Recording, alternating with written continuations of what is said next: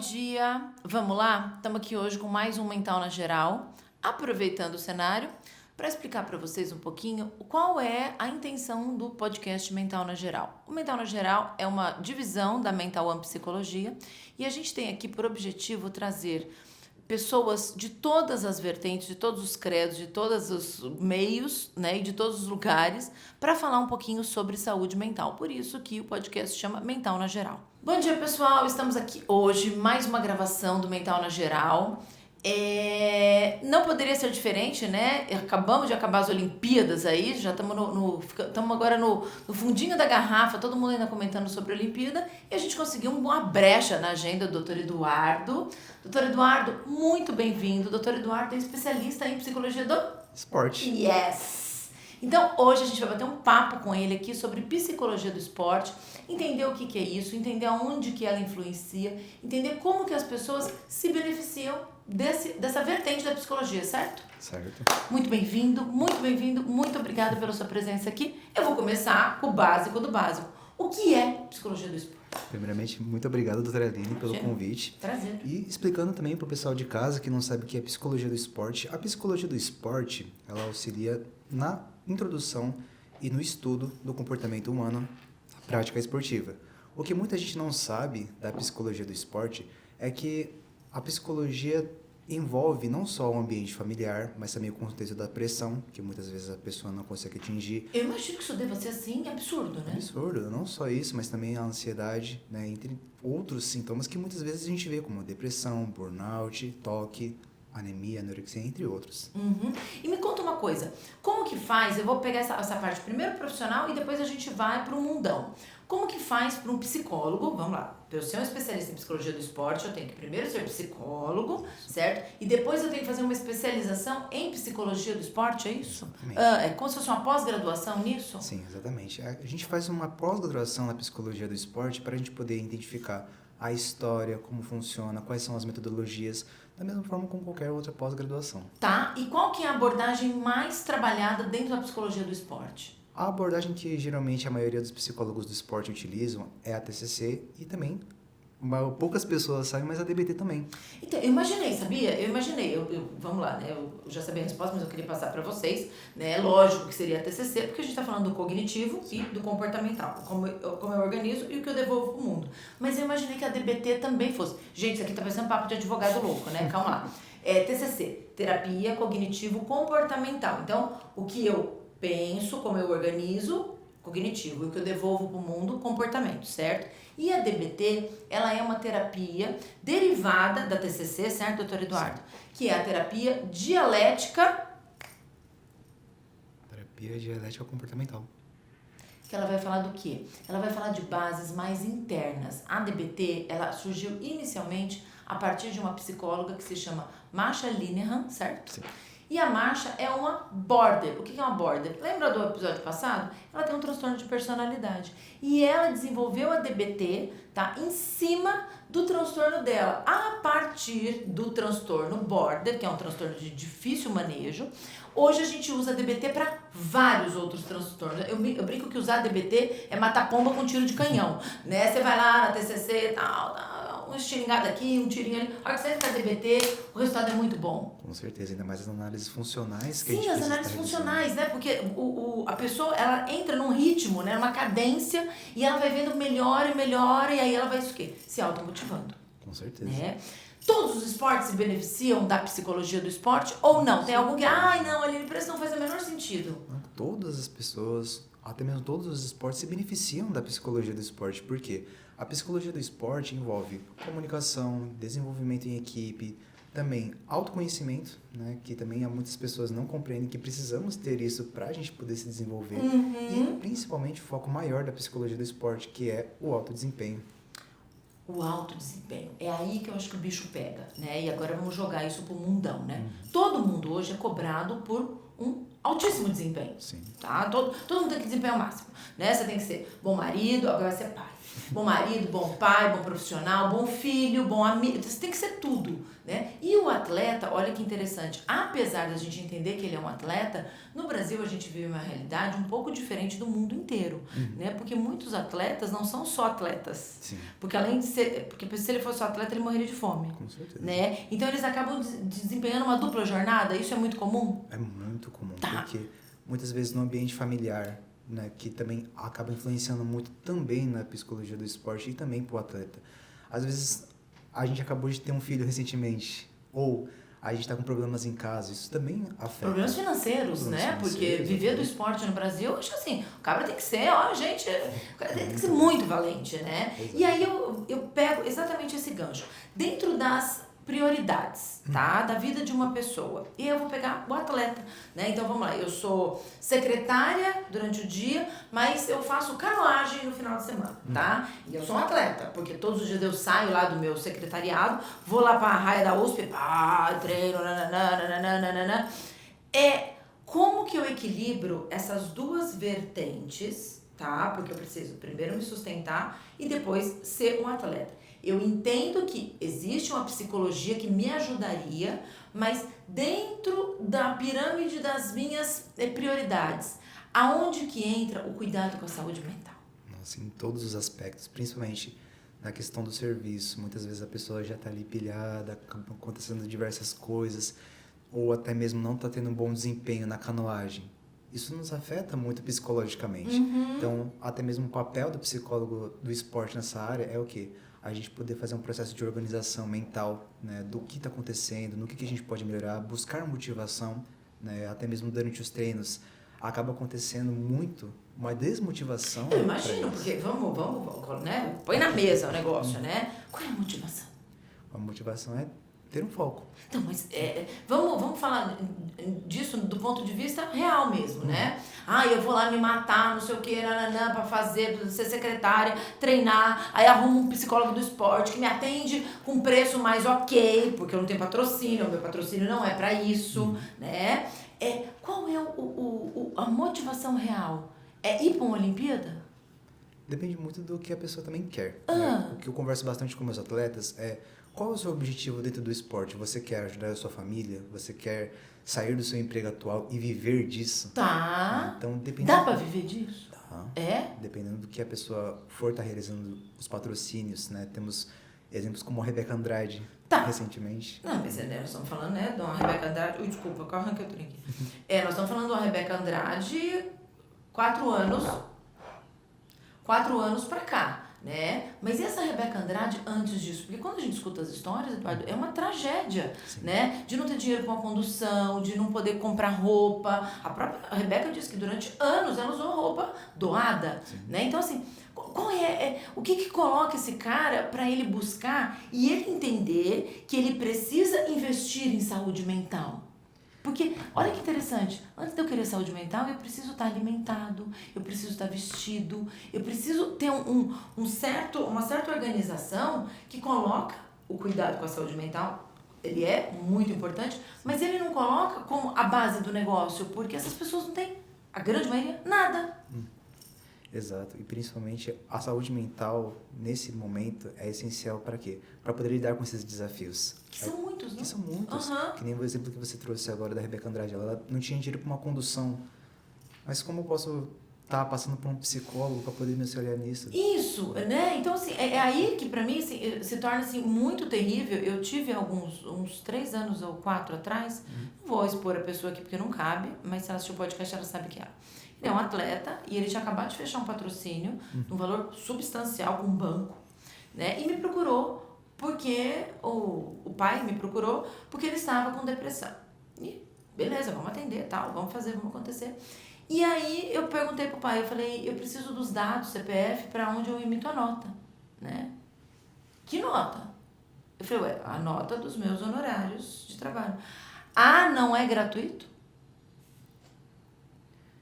Ocorre muito isso, principalmente no Brasil, a desvalorização também da psicologia do esporte. E aí, pronto, porque nós estamos falando de uma classe muito sofrida, né? Então, assim, eu imagino que os pedidos E eu tô falando isso, gente, para fortalecer o papel do psicólogo, porque eu acho que nós somos achincalhados com solicitações de atendimentos pro bono, gratuitos, etc. e tal, ou a valor mínimo, né? Os nossos congressos não têm valor mínimo, os nossos livros não têm valor mínimo, né? As nossas salas não têm valor mínimo. Então, assim, eu tô falando isso exatamente para valorizar o papel do psicólogo. Deve ser muitos pedidos, né? Duarte, você pode atender o fulano de graça? Duarte, você pode fazer... Como é que lida com isso daí? O psicólogo.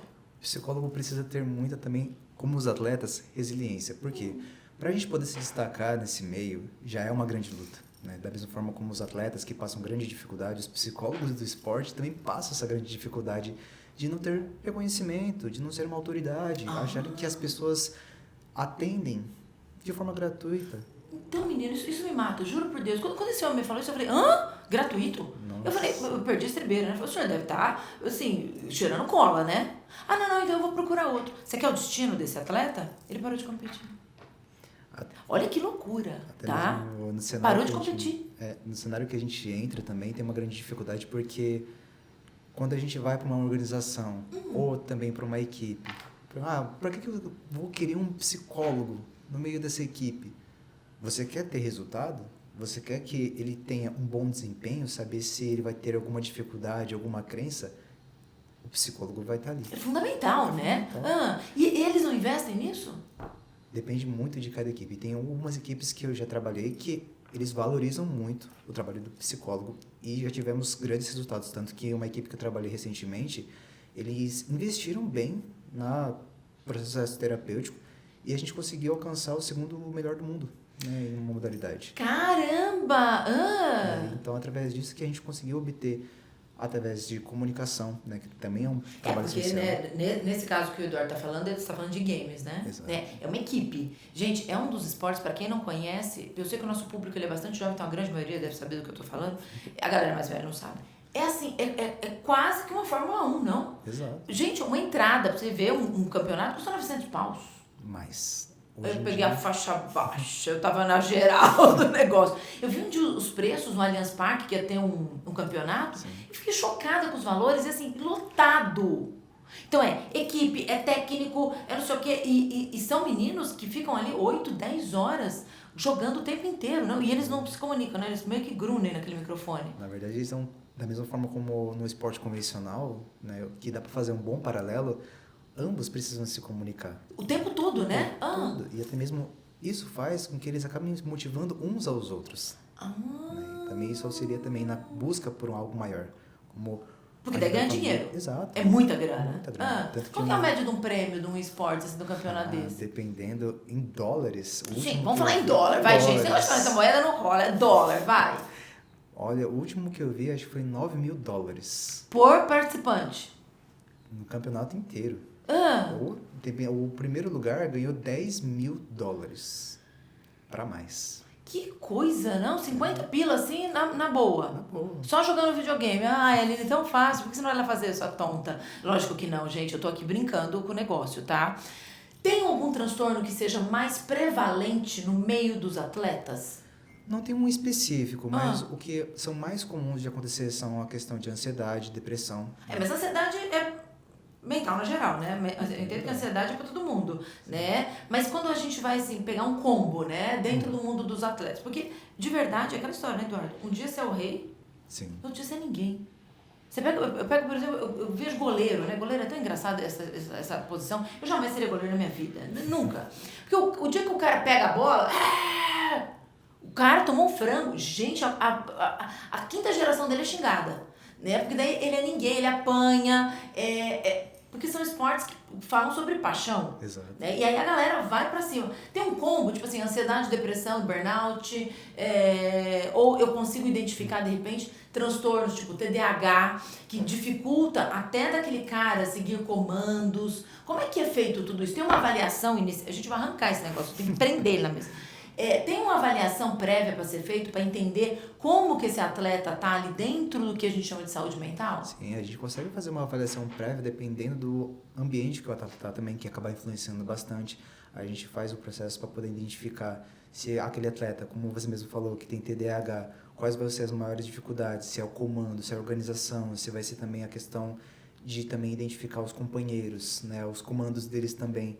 Então, todo esse processo com o psicólogo do esporte, a gente acaba englobando tudo isso para a gente poder trabalhar da melhor forma possível. Tá? É preferível pegar um cara que já tá, e aí eu tô falando assim, né, da nata do negócio. É preferível pegar um cara que já tá lá em cima e que você vai cuidar desse cara e você vai ter projeção, ou trabalhar categorias de base é muito melhor, porque daí eu vou formando uma renca de gente já com ferramentas de saúde mental, de DBT, para poder ir lidando com as intempéries. Como que a gente analisa esse mercado? Nesse mercado, a gente pode trabalhar tanto com pessoas que já estão iniciando, né? Pessoas menores de idade, dos 16, ou até mesmo com 5 anos de idade, ou uma pessoa que está introduzido, né, no cenário de esporte, e através disso a gente vai trabalhando o desenvolvimento, a parte psicológica, as crenças, o processo de disciplina, organização. Disciplina e organização. Atleta desorganizado ou atleta organizadinho? Dependendo do atleta, alguns são organizados, outros não. A grande maioria é desorganizada. A maioria é desorganizada. Por que será que isso acontece? Porque olha que interessante, né? Eu entendo que o princípio um dos princípios básicos do meu sucesso, e aí eu vou entrar até numa seara oriental, né? É a organização. Sim. Né? Uma vez que eu tenho, imagina, minha formação fala sobre o sistema Toyota de produção. Eu trabalhei em multinacionais que tinham isso implantado. Então, assim, a organização, o padrão e o processo são fundamentais para que eu almeje um sucesso. Não me garante nada, mas é o primeiro passo. Sim. Como que eu consigo trabalhar um atleta extremamente desorganizado, sendo que o mínimo para ele é a organização? A gente precisa primeiro entender o que motiva a desorganização desse atleta. Porque muitas vezes o atleta nem mesmo sabe por que está desorganizado. Às vezes ele pode estar no estado depressivo, às vezes o ambiente familiar também não está sendo colaborativo, ou até mesmo o atleta em si, ele não está tendo consciência de que as coisas que ele mesmo está fazendo está atrapalhando o desempenho Estão dele. atrapalhando ele. Eu acho que isso deve ser fantástico, porque assim, essa tomada de consciência é um lugar muito nebuloso ainda, porque a gente é motivado a viver na fantasia. Né? O mundo, isso aqui, as redes sociais, o mundo, né, motiva a gente a uma fantasia. E trazer essas pessoas para a realidade, de repente ele tirar uma foto do quarto dele e ver aquela muvuca. Estimulado, hiperestimulado todo o tempo. Entende? Isso deve ser um trabalho assim, fantástico. E eu queria aqui deixar, né, para as empresas, para os empresários, né, para investir. Quando vocês forem patrocinar, né, um esporte, patrocinem a psicologia, porque os ganhos serão assim em todos os aspectos, não? Até mesmo a gente pode utilizar a psicologia do esporte em questões empresariais. Por quê? Muitas vezes um funcionário, ele não está desempenhando muito bem. Pô, mas o que eu posso fazer e o que a psicologia tem a ver com isso? Tudo. Às vezes uma questão de desorganização mental. Ele não está motivado porque às vezes é uma pressão muito grande, ele não está conseguindo lidar Mas muito tem como trabalhar sem pressão? Tem. Jura? Meu filho, aqui, de um lado eu sou psicólogo, do outro eu sou capitalista sanguinária, né? Como que você não põe pressão na galera? É resultado, é grana, é um outro lugar. É diferente você falar com a psicóloga Aline, você falar com a empresária Aline. Né? Eu mudo de papel ali. Quando a gente é empresário e eu tenho pessoas abaixo de mim, vai ser pressão. Com certeza, mas também a gente pode visualizar de uma forma mais leve.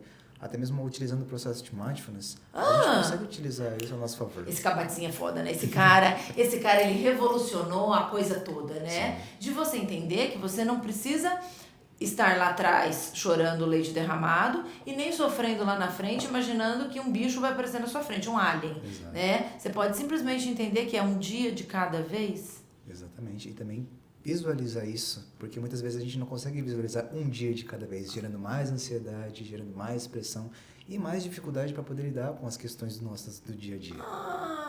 Tá. E aí a psicologia do esporte me coloca nessa tomada de consciência do tipo assim, é só hoje. Exato. Né? Vamos viver o hoje. Exato. Também enfrentando as dificuldades do hoje, porque muitas vezes quando a gente está introduzido no cenário onde tem muita pressão, até mesmo no cenário olímpico. Imagina, gente, aquilo deve ser um caldeirão do inferno, uma coisa horrorosa. E principalmente a busca pela medalha de ouro, que é um dos grandes... A cenoura, né? A grande cenoura é a medalha de ouro, né? E quando a gente entra nesse aspecto, as pessoas já pensam, nossa, eles estão lá, é fácil fazer. Mas não é. Não é fácil fazer. Exatamente. Fácil fazer, né? O processo, a rotina de treinos, eu imagino que isso deva gerar um burnout. Eu lembro de muitos anos atrás, eu escutei aquele nadador, o Xuxa, né, dizendo que ele só saía da piscina quando ele estava chorando de dor.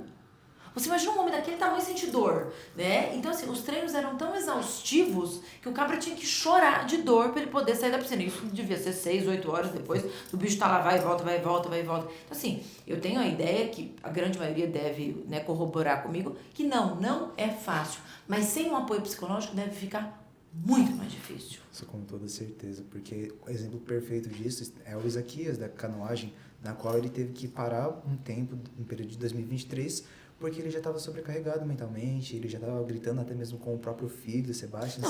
Trazendo para casa, né? Uma frustração do trabalho e descontando em casa, é isso? Com certeza. Aí o cara vira um chato.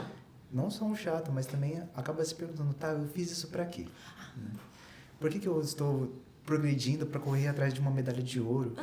Que nem é de ouro. Que nem é de ouro. Eu achava que era de ouro, gente, juro. Outro dia caiu meu mundo. Eu achava que aquele talagão era de ouro. Eu pensava, o atleta vai, derrete, vende. Né? Não é de ouro. Meu pai eterno, sofri. Exato, e até mesmo estava atingindo a família dele. Imagino. Né? Então, ele teve que fazer esse reset, né, para poder conseguir lidar com essas novas expectativas. Paris, 2024, será que eu vou conseguir?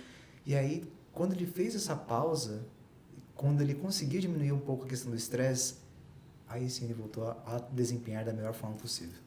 Sim, e eu imagino que assim, que o meio competitivo, né, e no caso do atleta, isso é o tempo inteiro, tudo bem? Não tem equipe marromé, né, meu querido? Eu quero os de ouro, vocês ficam de prata, de bronze, o ouro é meu. Né? Mesmo dentro do que a gente chama de equipe, existe uma competitividade individual. Exato. E mais que ser dentro daquele cenário, eu imagino que dentro do todo, né? A gente estava conversando aqui antes na coxinha do negócio, as pessoas começam a competir, independente do esporte, a quantidade de medalhas.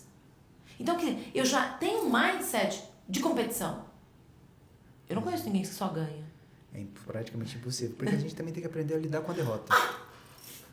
Esse é um lugar que é muito interessante, porque dentro daquele mundo que nós somos orientados da fantasia, derrota não existe. Não existe.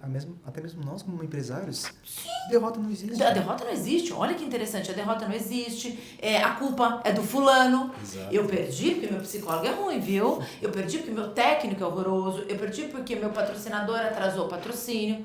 E eu me implicar nisso.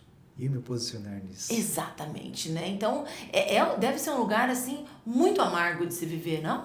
Com certeza. Ainda mais quando a gente não sabe lidar muito bem com a derrota, que muitas vezes é uma grande dificuldade do atleta. Mas então como é que a gente pode estar lidando com essa derrota?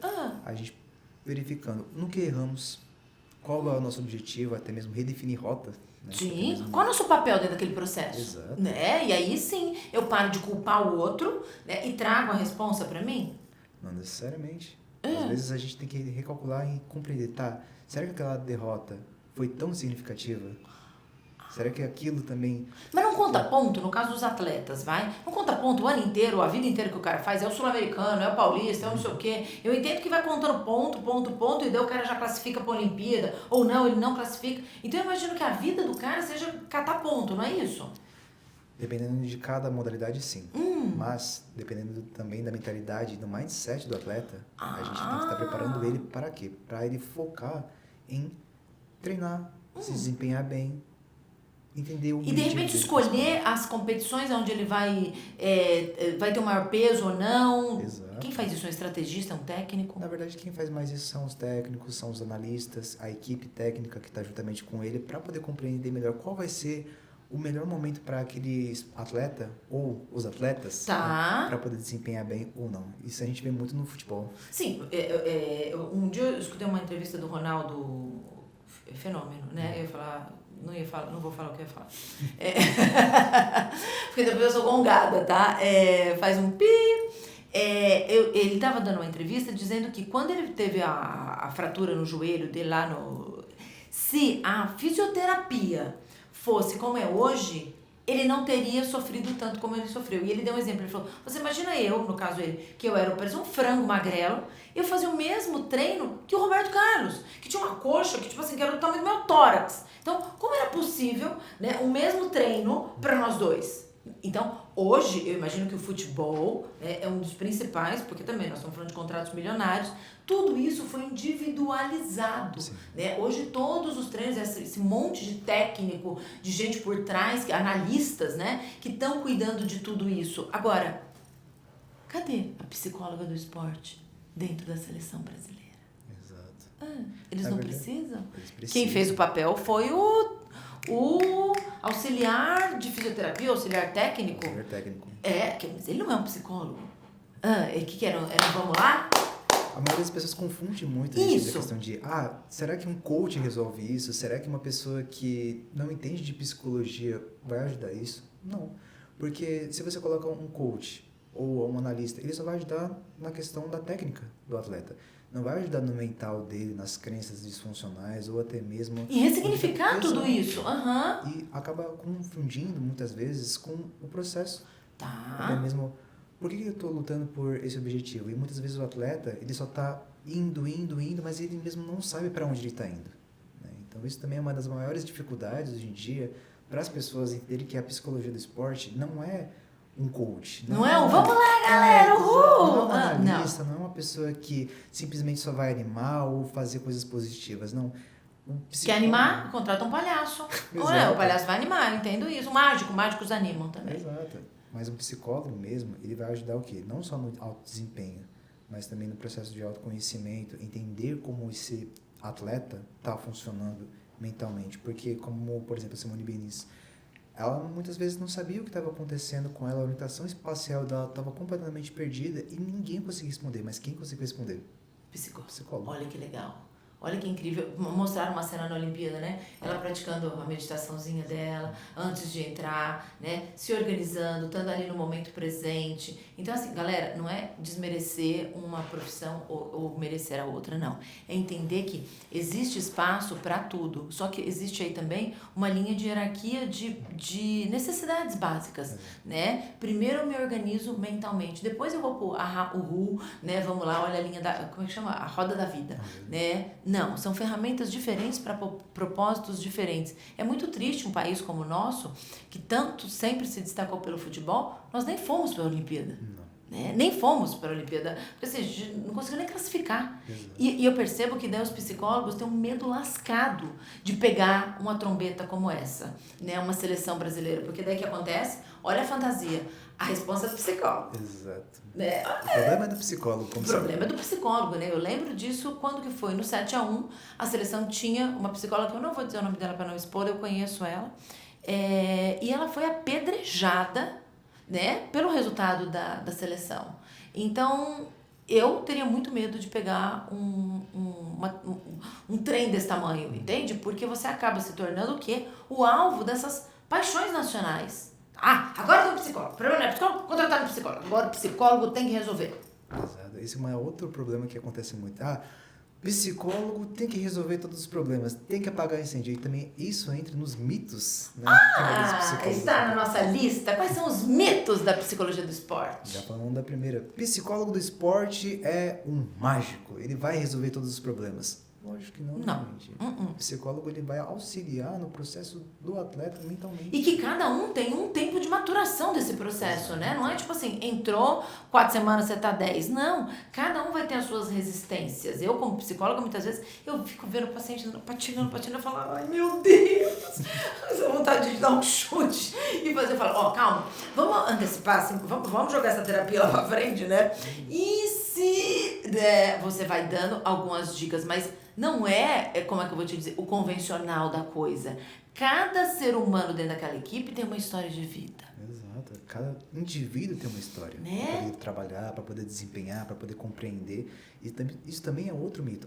Psicólogo, ele vai conseguir simplesmente entrar na minha cabeça, vai retirar o meu problema e está tudo feito. Que a gente entra na cabeça dos outros, o povo acredita nisso, né? Exato. A gente pensa em determinado número. Mas o meu psicólogo sabe que número eu tô pensando. Sabe, lógico, porque afinal de contas nós somos parapsicólogos, nós somos videntes da vida real.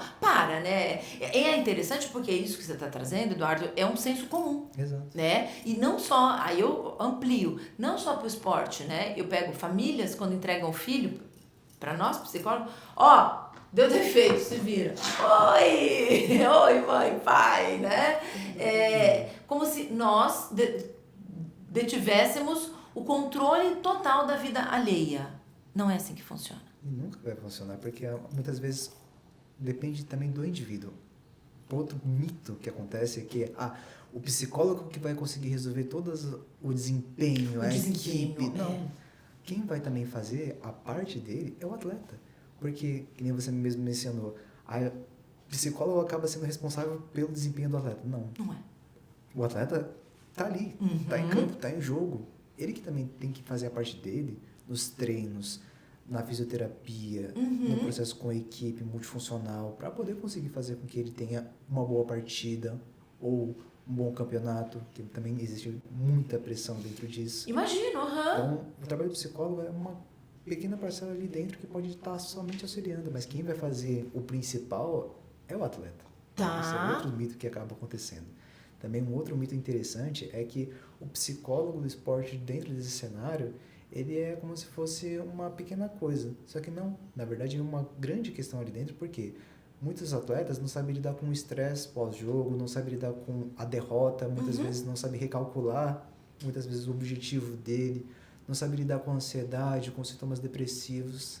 Então, esse também é um dos mitos que no dia a dia também acontece com o psicólogo convencional. Eu entendo que dentro da equipe como um todo, né, cada um deve ocupar ali um espaço, mas quando você vai falando dos pontos de vista individualizados, eu percebo que a psicologia do esporte entra ali como um indivíduo, mas ela acende uma luz, né, e aí aquilo, e você acaba irradiando até para que a equipe técnica e a equipe dos atletas trabalhem melhor. Exato. É porque a gente vê a quantidade de denúncia que tem de assédio, de abuso. E isso acontece aonde? Dentro do salseiro ali, desculpa, né? Não é o técnico lá de Minas que vem assediar a menina daqui de São Paulo. Não. É dentro daquele contexto de dia a dia ali, é a rotina deles mesmo que acaba provocando, né? Facilitando que aconteça isso. E até nisso o psicólogo tem que lá meter o dedão.